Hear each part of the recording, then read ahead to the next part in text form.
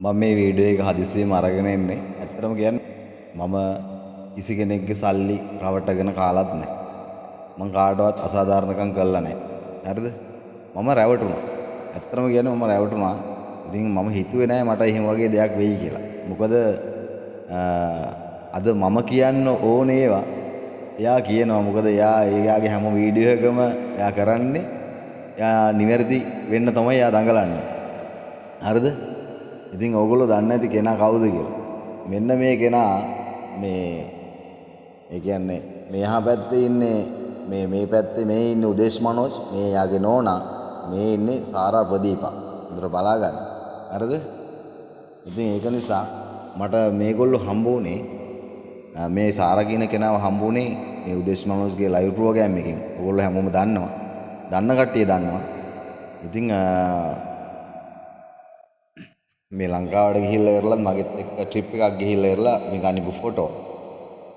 ඉතින් මෙයයි මමයි මේ කතා බහ කරනකොට මට ලොකු පොරොන්දු දුන්නා. එන්න මං ඔයාව ඩුබායි එකට ගන්නවා. මං ඔයාට හැමදාම කරන්නම්. මෙහි ඩුබායි එකේ පුළුවන් මේ අපිට ජීවත් වෙන්න. මෙහි බිස්නස් එකක් කරගෙන අපිට ඉන්න පුළුවන්. එහෙම කියලා ලොකු පොරොන්දු දුන්නා. හැබැයි ඒ පොරොන්දු ඔක්කොම නිකන් අර වචනෙට විතරයි. එහෙම කියලා ඉරලා එහේ ඩුබායි එකේ ගනුදෙනු කරනවා ඔය මෙයත් එක්ක චාමර කියලා කෙනෙක්, මහේෂ් චාමර එයාගේ නම. ඉතින් එයා එක්ක තමයි සීට්ටු දාන්නේ, අතමාරු කරගන්නේ, ඔක්කොම කරගන්නේ, අනිත් දේවලුත් කරගන්නේ යත් එක්කම තමයි. දවසක් ඉතින් මට මෙයා කාමරේට ආපු වෙලාවේ ෆෝන් එක කට් කරලා පැය දෙකක් විතර ෆෝන් එක කට් කරලා ෆෝන් එක ආන්සර් කරන්නේ නැහැ. මම ගන්නවා කෝල් ආන්සර් කරන්නේ නැහැ. මම මේ පල්ලෙහා වීඩියෝ පෙළක දාලා තිනවා වෙච්ච දේවල් හැම එකම රෙකෝඩ් කරලා. ඊට පස්සේ ඕගොල්ලෝ බලන්න මගේ වැරද්දක් ඇත්තටම මම වැරද්දක් කරේ නැහැ. මම මේ සෝෂල් මීඩියා වල මට කතා කරලා මේ වගේ දේවල් ඉදිරිපත් කරන්න අවශ්‍ය නැහැ. හැබැයි මං බොහොම අමාරුවේ මමත් නමක් හදාගෙන මම ලස්සනට ගමනක් යන්න මම දඟලපු කෙනෙක්. හරිද? මේ කොහෙවත් ඉන්නේ නැති කාලකන්ණි ගෑණියෙක් නිසා මේ ගෑණිගේ වැරද්ද නිවැරදි කරගන්න මට මඩ ගහනවා. ඒ ගෑණි වැරද්ද කරලා ඉවරලා මගේ සල්ලිත් අරගෙන මං කොච්චරක් අනුකම්පා කරාද කියලා ඔයගොල්ලෝ දන්නවනම් ඇත්තටම කියනවා නම් මට කෑම කකා, පරාට කකා, සෑන්ඩ්විච් කකා මට ෆොටෝ ගගහ එවන අද දවල්ට කෑවේ මේවා, අද රැයට කෑවේ මේවා කියා. මම මගේ සර්ට කතා කරලා එළ මම ඒ සල්ලි අරගෙන මම සල්ලි දාලා තියෙනවා. මම බොරු කියන්නේ නැහැ. මට බොරු කියලා වැඩක් නැහැ. මම ලකුණු ගන්න සෝෂල් මීඩියා වල මම කතා කරන්න උනාවක් නැහැ. හැබැයි මම මේ සෝෂල් මීඩියා වල මම කාටවත් මඩ ගහන්න උමනාවක් නැහැ. මම කිව්වා ඕගොල්ලන්ට කල්ලුන් මේ සල්ලි දාපු කොළ තියෙන්නේ කියලා. මම මේව බොරුවක් කියන්නේ නැහැ. මේවා ඕනනම් ඕගොල්ලෝ ස්ක්‍රීන්ෂොට් එකක් ගහගෙන බලන්න. නම බලන්න මේවා තියෙන්නේ මොනවද, මේ නම කාගේ නමද මේකට සල්ලි දාලා තියෙන්නේ කියලා. හරිද? මම බොරු කියන්නේ නැහැ. ඉතින් ඒකෙන්ද මේව කොලෙන් එකින් එකටමයි ගාව තියෙනවා.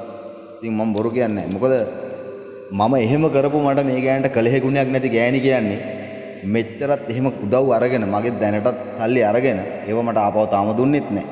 ඒ නොදිත් පස්සේ තවමත් මට මඩ ගහනවා YouTube වල දාගෙන, Facebook වල මේ මොනවාද TikTok වල fake account හදාගෙන TikTok වල. ඉතින් එහෙම ගහනවා. ඇයි මොකද්ද මං කරපු වැරද්ද? මොකද්ද හේතුව? යහි වැටෙයි.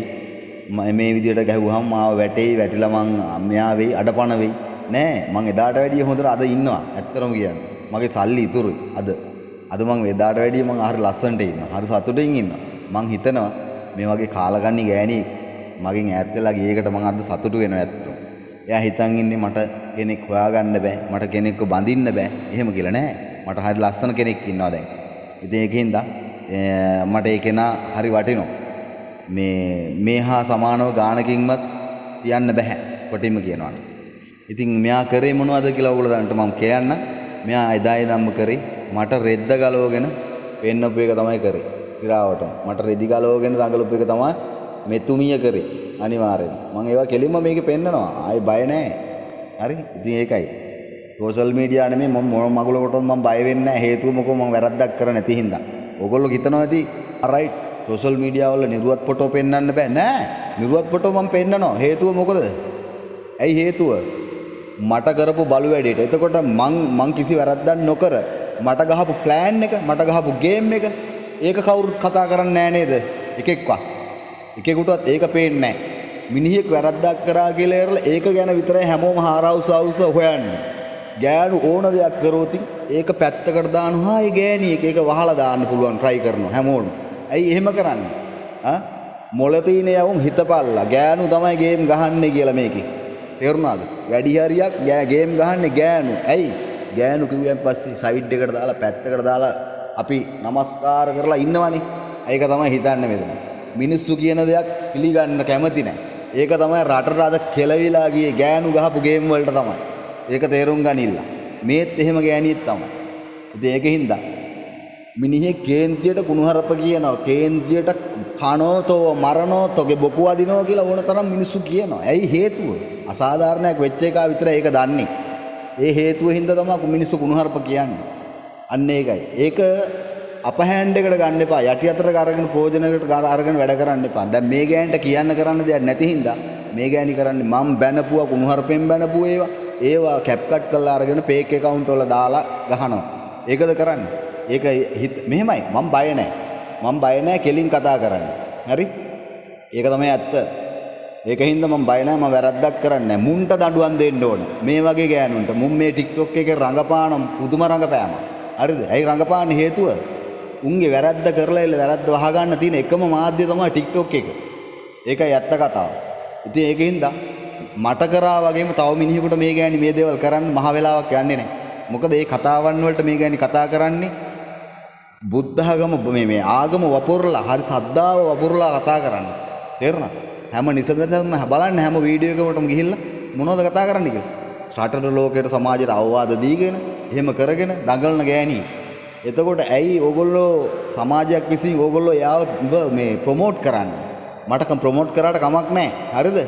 නමුත් හරි දේ තේරුම් ගන්න. හරි දේ තේරුම් අරගෙන හරි වැරද්ද කොතනද කියලා හිතන්න. මිනිහෙක් කියලා මිනිහෙකුට හැම පැත්තම මේ මඩ ගහන්න දඟලන්න එපා. මිනිහෙක් කියලා දැන් මෙයා මම දැකලා තියෙනවා එයාගේ ෆ්‍රෙන්ඩ් ලිස්ට් එකේ ඉන්න කට්ටිය යාට කමෙන්ට්ස් දාලා තියෙනවා ඔව්වක්කේ කී ගොට්ටාල්ලනේ උන් ඉන්න එතන. හැබැයි උන් දන්නේ නැහැ මෙයා කවුද කියන එක. මෙයාගේ A to Z ඔක්කොම ඒ වාර්තාව මගේ ගාව තියෙනවා. මිනිස්සු හතරක් අරගෙන මෙයාගේ කසාද මිනිහා කියන පන්සලේ හාමුදුරුවෝ එක්කත් නිදියව කියලා. එතනින් එහාට තව මොනවද අටුවා ටික අනවශ්‍යයි. ඕක තමයි ඇත්ත කතාව. දකින්න කෙනෙක් මේ වීඩියෝ එකක් ෂෙයාර් කරන්න මම දාලා තියෙන වීඩියෝ පෙළම බලන්න. එතකොට මෙන්න මේ බෞද්ධ නැන්දම්මා මෙයා ආගමත් මාරු කරගෙන මෙයා ඇවිල්ලා කතා කරන්නේ ඔන්න ඕක දැන් තේරුම් ගන්න. හරිද? පන්සලේ හාමුදුරුවෝ එක්ක නිදියලා. එතකොට මෙයා දහම් පාසලේ උගන්වලා තිනවා. මෙයා මැද්දවත්තේ ගෙවල් මාතර මැද්දවත්තේ. හරි? මාතර මැද්දවත්තේ මංගල පාරේ තමයි ගෙවල් තියෙන්නේ. ඔන්න ඇඩ්‍රස් එකත් එක්කම කිව්වා.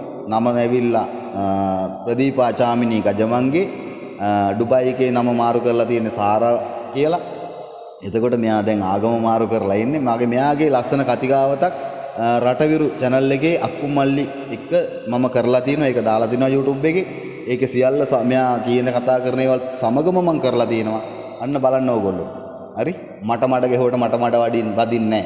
හරිද? මම වැරද්දක් කරේ නැහැ. මම මේක ඕන මීඩියා එකක මම කතා කරන ඕන දෙයක කියනවා මම අනිවාර්යයෙන්. මට වෙච්ච දේ. ඒක නිසා මම බය නැහැ. අනිවාර්යයෙන්. මෙයා ඒ බලන්න මෙයාට කමෙන්ට්ස් දාලා තියෙන මිනිස්සුયો මෙයාට හෙන ඉල්ලලා දින්නේ.